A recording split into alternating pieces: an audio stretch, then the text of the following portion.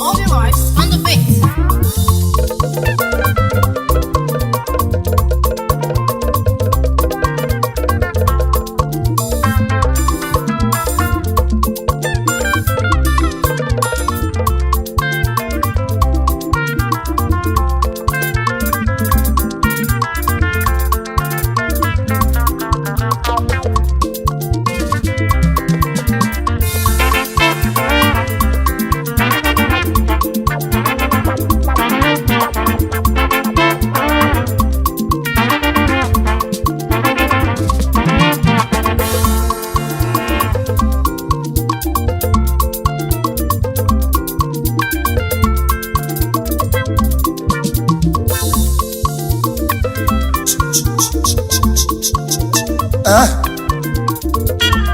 egwu m na-etiri odogwu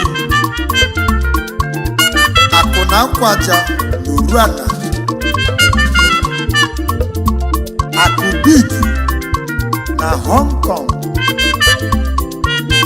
obele nwa chi gọziri agọzi wee bụrụ onye ya n'aka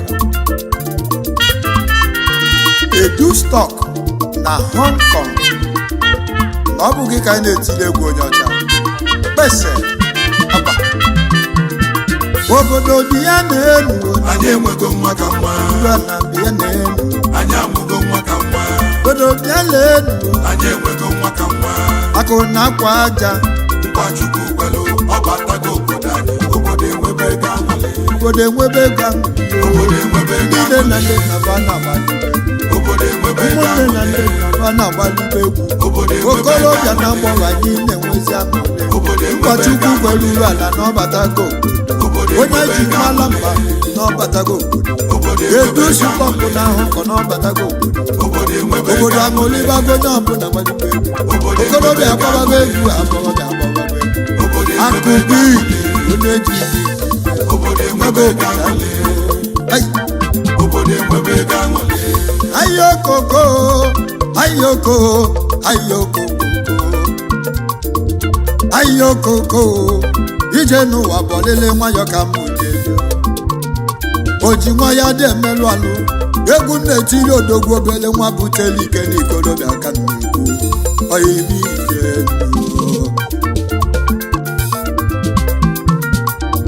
onye ka mụ na-ekwu n'ọbụ Chinedu Njọkụ n'ọnụ mekene yi edu stọkụ na Hong Kong onye ọma ọya dịrị gị mma akụ na akwaja n'uru ala obele nwa Chigozie bunye ọfọ n'aka n'ọnụ mekene akụ na akwaja akụ na akwaja akụ na akwaja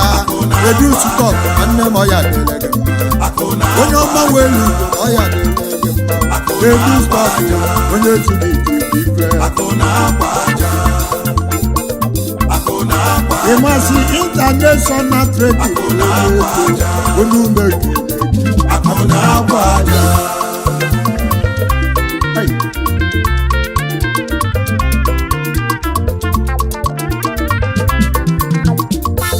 amụ n'odogwu n'okorobịa ụmụakọ vileji nke dị n'Uruala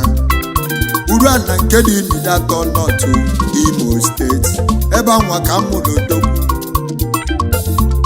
n'odogwu n'ezinụlọ Chief Dominic Njọkụ Anelọlọ Consilia Njọkụ afọmụlọ odogwu nnọọ lọlọ nne ya be ha mụrụ nwa awezụba nwa na nwata etolibe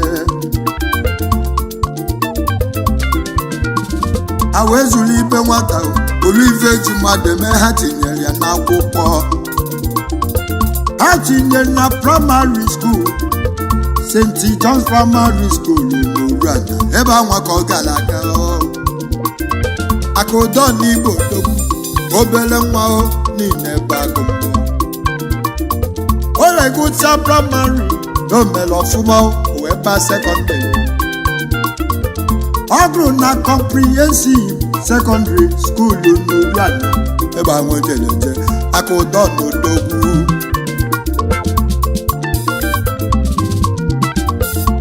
Ogusi secondary with a good result. Na okwere onwe ya nkwa na ya ga-aga n'ihu maka na ọ bụ ezi ihe. Onye ọbụla ya bụ uru n'elu ụwa eziokwu na ọ ya abalị.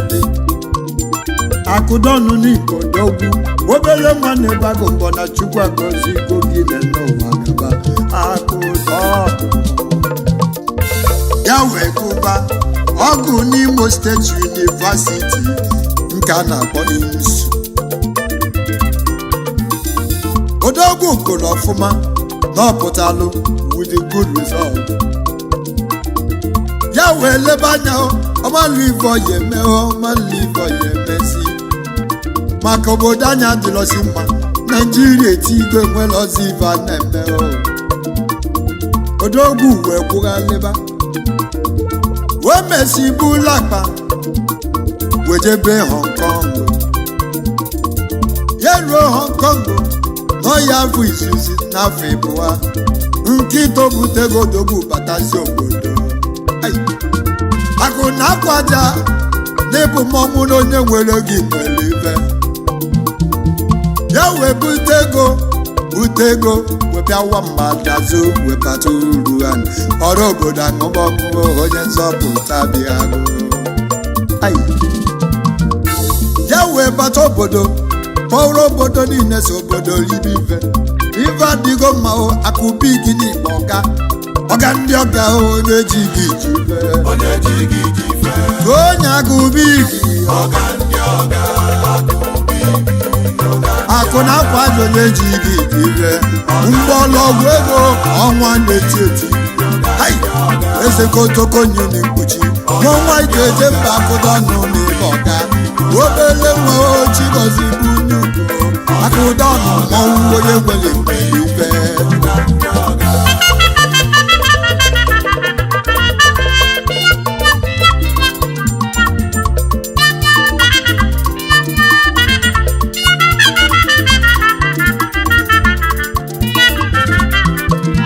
Ọ bụ onye bụ CEO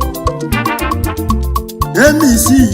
International Trading Company Nigerian Limited. Akụdọnụ Real Estate Limited. MEC Ọkọ Global Nigeria Limited. Festac Lagos ebe anwa gị na-achị eze n'Odogwu ekele. Almost Connection Boutique Festac Lagos Nigeria. Akụdọnụ na-akụghị akara ego amụsụ. Akụdọnụ n'isokwe nọga ndị ọga dị na-ebe agụ mgbe obele nwa chi gọziri agọzi. Akụdọnụ akụghị na-akwa aja tụọ na agụ na-akwa aja akụ na-akwa aja obele nwa obodo ga akara amụsụ. Ọga ndị ọga ojihu na-eme ọgọ ndị zuru eliga ndị na-enye ego ka akwa nkụ enwe ife meleme na vileji gị ya ka ice. Akụdọnụ batala obodo anyị wee kpọba ndị obodo kpọkọbava ndị nne na nna onobịa na-enwe ife ọjọọ n'ikwu. O mecha nwee foundation ka a na-akpọ Akụdọnụ Foundation. Abịa ruo n'ụra na ndị ọ na-akwụ ụgwọ nwa na afa ka nkụ. Ọ bụ na iruo 70 years ndị ọ na-akwụ ha ụgwọ n'ọnwa Akụdọnụ na-ekarịkwa amụsụ. Ndị o nyere scholarship nwanne fa ka agba nkụ. Ndị ọrụ ụlọ nne n'ụwa fa karịrị akarị. Anụsi ego ndị Igbo gị ga-anụ otimote m ọgọ ihe mekwela ụmụ nke m. Akụdọnụ nwanne m melu m Akụdọnụ Odogwu akụ na akwa aja n'ịnọ na mmọnwụ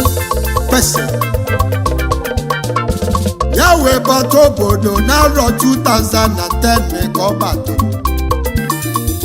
O wefula ọlụ ya n'ụlọ Chioma Ndọkụ atara ugo nwanyị ọma osodi ihe makụ na onume ekele ya. Ugo si mba afọ mụlọ ọmụmụ onume ekele ya. afọ mụrụ Zara unu mekene gị n'ọya rere gị mma afọ mụrụ mụ na Chiso afọ mụrụ Amanda unu mekene gị ugosi mba n'ihe ya dị achara ugo nwanyị lọla kụ na kwaja na 2011 ọ lụrụ ya unu mekene gị lọlọ nyọma lọlọ danuo n'ọya dịrị gị mma akụ na akwaja isi m kene ọyị gị nye ka m mmemme ejebe m ike duru ka m kene odogwu na ya dị nnu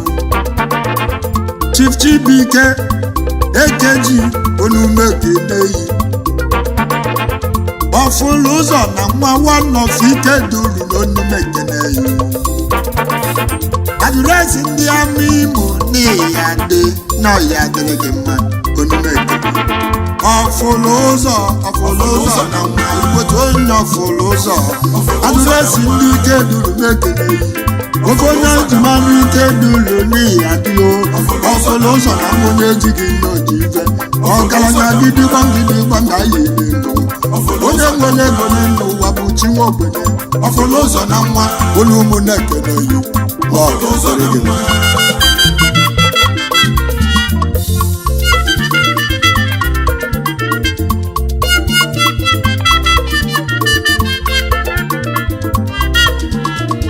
akụ na akwa aja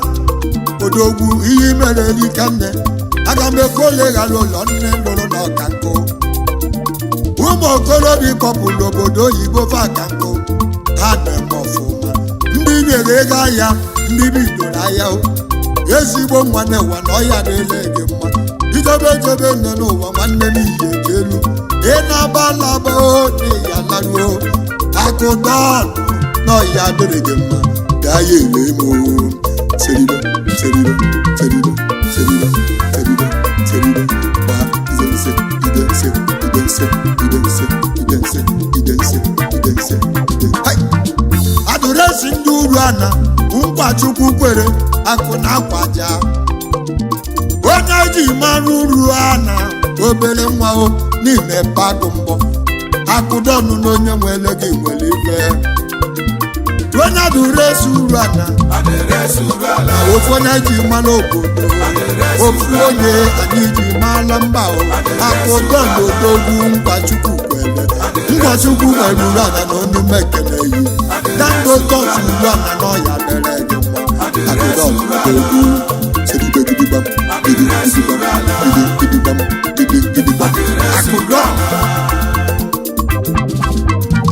ọkụ isi m kele nwanne gị Chief Remi Kristi Nwagbo akụ na-ekwe n'ikorobịa onye ọma onye mekeneyi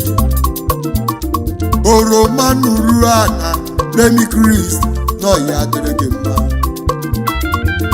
CEO Remi Computers Nigerian Limited ndị ọma n'ọya dịrị gị mma danụ nwanne m ọya dịrị gị mma oju na-eme ọgọ onye oju na-eme ọgọ onye oju na-eme ọgọ oromide atọ n'olu ụmụ na-ekeneyi akụ na-ekwe onye jiri ife onye na-ekeneyi nwanne m ọya dịrị gị mma elele amụ ite ọgbọnyụ ọkụ onye mekene pese akụdọnụ si nkele gị Remi nwanne ya ka ebu isi kelee nwanne gị Chief Ambrose Alabọgụ onye nnukwu ego ọzọ Igbo ndụ onye nwere ego n'ụwa na ọ bụ chi nwa ogbenye ọga ndị ọga Alabọgụ danụ onye jiri izu ọga ndị ọga akụdọnụ odogwu kwesị m kele ebe nwanne gị ya ka mụ na-eme Chief Peter Obi bụ ndụ oselenge na sautu mmadụ bụ chibu ihe bụla agụ CEO Goviki Hotel and Suites Aba ebe anwa ka ị na-eme mma oselenge onye oselenge oselenge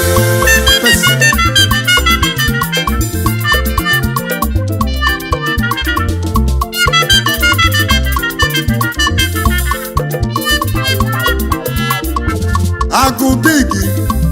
ọ bụ gị o gị ka mụ na-emele egwu nkwa Chukwu kwere uru a na nne ya dị o ezomọgọ mele nụ nke m mele nwanne gị ọ nọ n'ụmụ na-ekene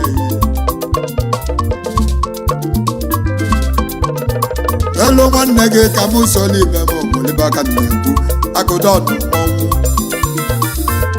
akụdọdụ odogwu Igbo bi ya lenu anyị amụgo nwa ka nwa Igbo bi ya lenu anyị enwego nwa ka nwa akụ na akwa aja nkwa Chukwu kwelu ọ batago obodo anyị obodo enwebe ego aṅụrị obodo enwebe ego aṅụrị nkwa Chukwu kwelu nọ ya na-ele gị mma akụdọ ga-anwụ na onye dị gị n'otubu ife akụdọ ga-anwụ na onye nwere ikwelu ife akụ na akwa aja nkwa Chukwu kwelu ezogbakọ onye nwere ikwelu ife edu stọk ụda anụ nọ ya na-ele gị mma obere nwa n'ime bagụ mbọ obi nwoke nọgọ ya mele m nke mụọ ka m so ndị ibe n'ụbaba ọtị igbo mbe anyị seribe seribe seribe seribe seribe